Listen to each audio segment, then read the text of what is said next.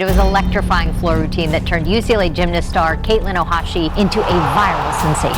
I couldn't stop watching. Your energy is contagious. But behind that smile is a legacy of pain. It was more like, you don't look like a gymnast. You look like you swallowed a pig. You had coaches tell you that?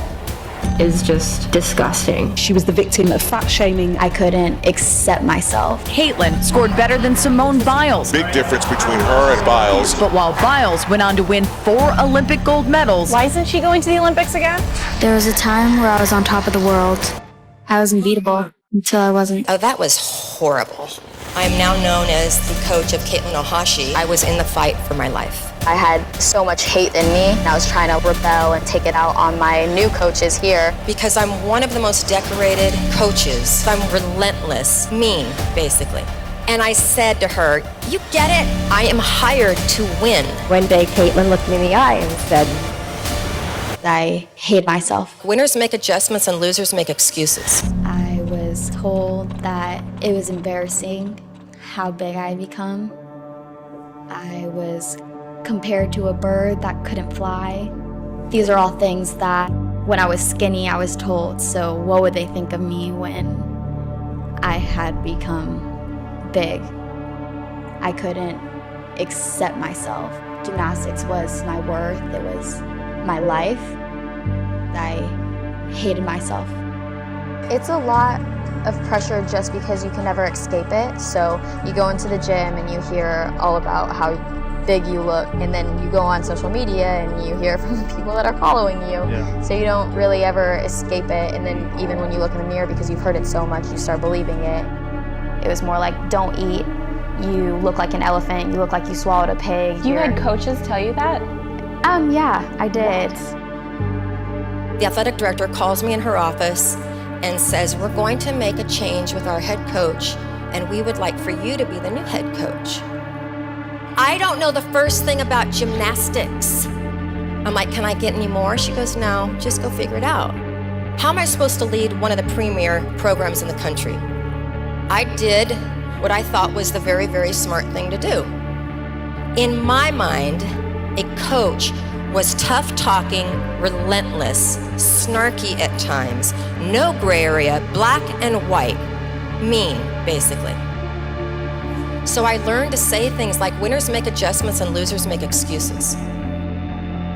When I came out here, it was really hard because I had so much hate still left in me, and I was trying to rebel and take it out on my new coaches here. And I will never forget a team meeting we had halfway through her freshman season, and Kaitlin very clearly and unapologetically said, I just don't want to be great again. I felt like I got sucker punched. My first thought was, then why the heck am I going to honor your scholarship? One day, Kaitlin looked me in the eye and said, Miss Val, I just want you to know, everything you tell me to do, I do the exact opposite. The year before, we had finished second by 0.5 The year I took over, we came in dead last. I realized at that time I was not cut out for this job. I'm walking through Ackerman Union on my way to resign, and I come across Coach Wooden's book on leadership. His book opened up magically to his definition of success. And it said, success is peace of mind in knowing you've done your best. Coach Wooden was hailed as the greatest coach that ever lived. I am a coach. I am hired to win. And I read his definition again and again and again. And when I read it, the word you got bigger and bolder. Success is peace of mind in knowing you have done your best. And I had the biggest aha moment of my life. I had been trying to be somebody else. And at that moment, I realized, whenever you try to be somebody else, you will always be a second-rate them. The worst part about it is it prevents you from being a first-rate you.